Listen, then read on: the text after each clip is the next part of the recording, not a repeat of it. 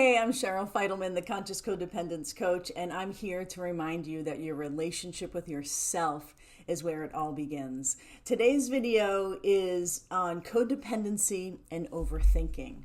Oftentimes, in the idea of codependency or the world of codependency, we think of being codependent to other people, which certainly we can be codependent to one or more other people in our lives. But most importantly, we can be codependent unto ourselves. So we're thinking, we have all of these thoughts. Our thoughts are ruling the moment. We're overanalyzing, and we are codependent unto our own mind, okay? We're proving our thoughts are right, or we're trying to prove that our thoughts are wrong. We're dominated by our thoughts. A big sort of common habit or behavior of codependence is dominance of another person. And so in this video, I'm going to be talking about being dominated by our own mind. Now, another way of saying this is being dominated by our inner punisher. So the inner punisher is another distinction of the conscious codependence process. There's 52 distinctions of my work that I developed that I bring people through. One of them is the inner punisher. I'm going to link that video below. So I did a whole nother video on codependency and the inner punisher. Today, I'm simply going to focus on the dominance of overthinking and how our mind can fully take over, take us out of presence, take us out of relationship with other people, and most importantly, take us out of relationship with ourselves, our emotions, and our ability to surrender to the visceral experience of the current moment, right? Because our thinking is often future tripping, past tripping. Not a whole lot of it is presence. Okay, so please like or subscribe to my channel, and I'll put my link below to my website, cherylfidelman.com. If you haven't already, please go there and get your free PDF of the 3 codes to clear codependency. Okay, here we go. Okay, codependency and overthinking. I mainly work with high-performing women, and I help them create healthy relationships and true intimacy. So for a lot of high-performing women,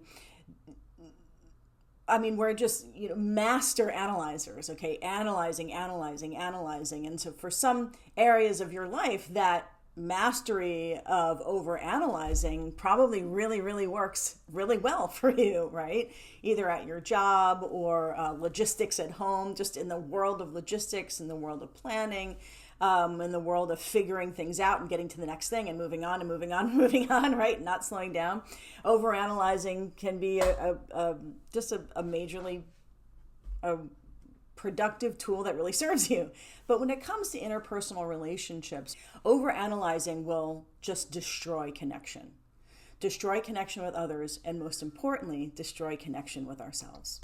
A very common codependent habit or experience for some high-performing women who are hyper analyzers, overthinkers, is what I call the codependent hangover. What I mean by that is we have an experience and with another person, and then we find ourselves at home, whether we're in the shower or at work or wherever we are, and we are now thinking about that other person, what they said and what they meant and what they projected onto us and what we think they're doing to us and what we said to them and what we should have said to them, right? So we're in a codependent hangover. Meaning, number one, we are mostly thinking about the other person and what they did, okay? Because in our codependent moments, we are mostly focused on what somebody else says and what somebody else is doing. So we are outsourcing our experience. Whether it's inside the codependent hangover, it's actually in the moment with another person. We are outsourcing our experience, right? For example, we're saying, you're controlling me, as opposed to, I'm feeling controlled. Okay, so we're outsourcing our experience. We're having a feeling, but we're not pointing to that feeling. We're pointing to what somebody else is doing. So in our codependent moments, we actually disappear, and the other person's behavior is way more obvious to us and is way more at the forefront. And so this is what happens in our overthinking, that we are thinking about the other person, what's going on with them, what they should and what we should do maybe to make them happy, or what we don't want to do to make them happy, or what we think our assignment is, right? So our thoughts are now fully taken over by analyzing a memory, Okay, and it could have been a conversation that happened 5 minutes ago. It could have been something that happened 5 years, 10 years, 20 years. And now we're in this overthinking episode. We get overtaken by replaying it, trying to figure out, trying to remap it in our minds, right? And a big part of that is because we are not focused on what we're feeling. So what is energizing our thoughts is the emotional state underneath the thoughts. So while I say this all the time in my work, and I'll say it for those of you who are new to my work, codependence is dissociative. It's a dissociative behavior. We are looking more at somebody else than we are at ourselves. Our reality, our feelings, our emotions, our identity, our sense of feeling safe, our permission to take up space depends on somebody else. Our experience depends on somebody else. So we outsource our experience to another person. When it comes to overthinking, we're outsourcing our experience to our mind, meaning our mind is now totally taking over and we now follow it.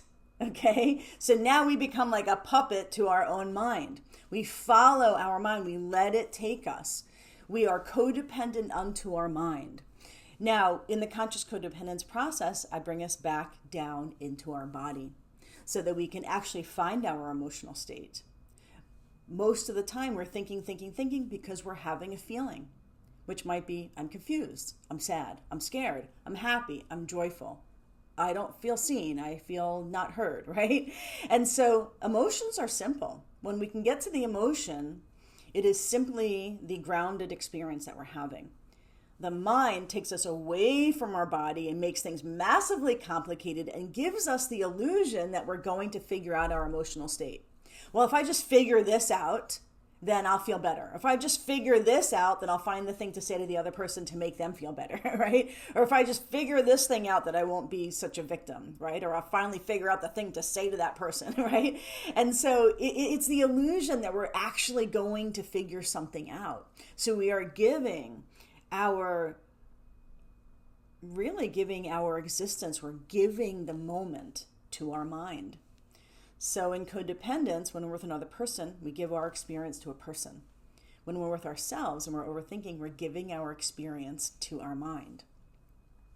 Now in this work, what we do in this work is we create what I call an inner observer or an inner navigator, so that you can have some distance between yourself and your thoughts and you can navigate your experience, right?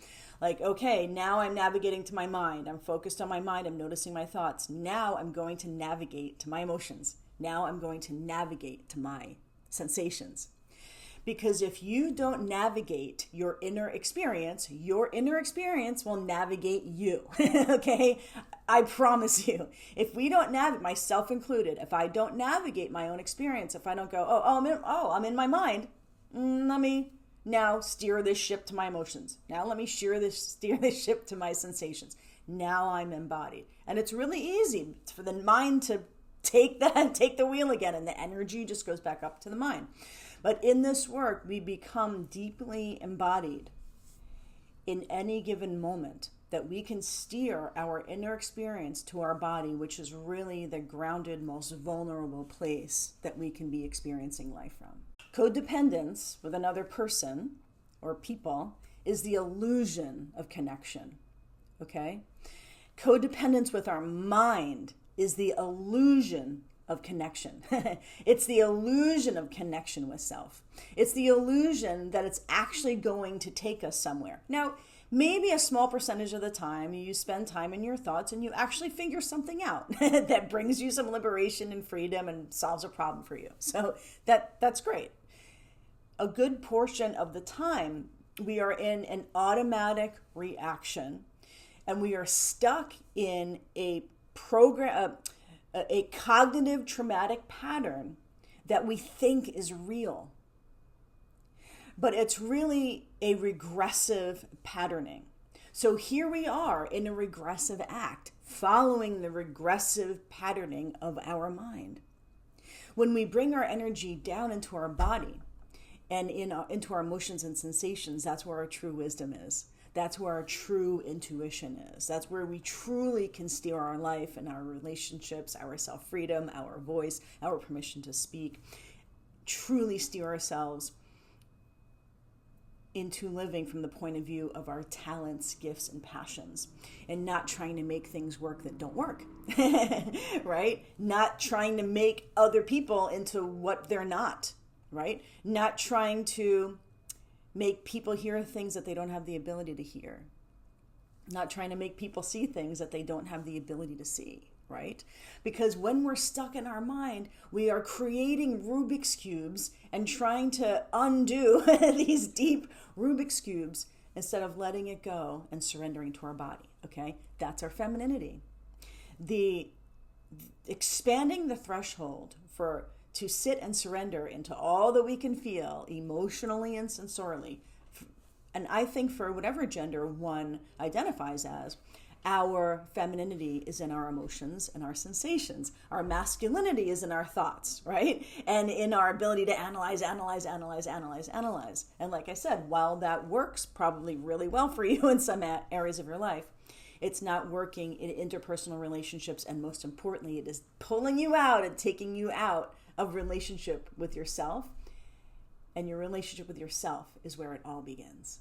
In the conscious codependence process, I am focused on bringing that energy back down into your body, your emotions and your sensations, so that you are living in true vulnerability and true connection with your heart, with yourself, and with others, such that your mind isn't running your life, and that when you're by yourself, you're not sitting in just kind of like the torture of the mind. And then when you go to speak to the person that you're thinking about, what's in the space with that person is all the stuff that you just talked about. So not only is it keeping you out of presence with yourself, but those thoughts are also keeping you out of presence with another person. Those thoughts, mostly thoughts, are in the past, what I call past tripping, or in the future, what I call future tripping.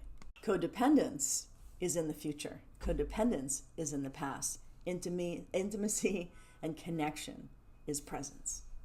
And notice if you're giving yourself assignments in your overthinking, like, well, I should really say this to this person, and I should have done this in my life, and I should have done this, and since I didn't do that, I'm going to do it now, right? Or when I go home, I'm going to do X, Y, and Z to make up for all the things that I didn't do. And then so you give yourself all these assignments, and then you get into the moment, and most, if not all of those assignments you don't do because they don't actually match the current moment.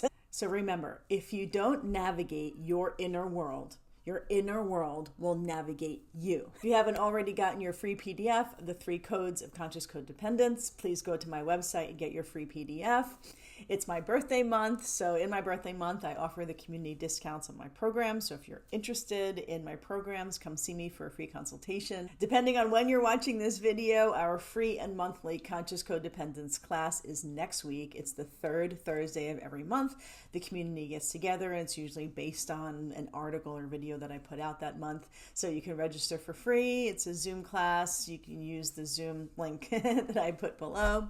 I hope to see you in class. Remember, your relationship with yourself is where it all begins. Happy healing, and life is now.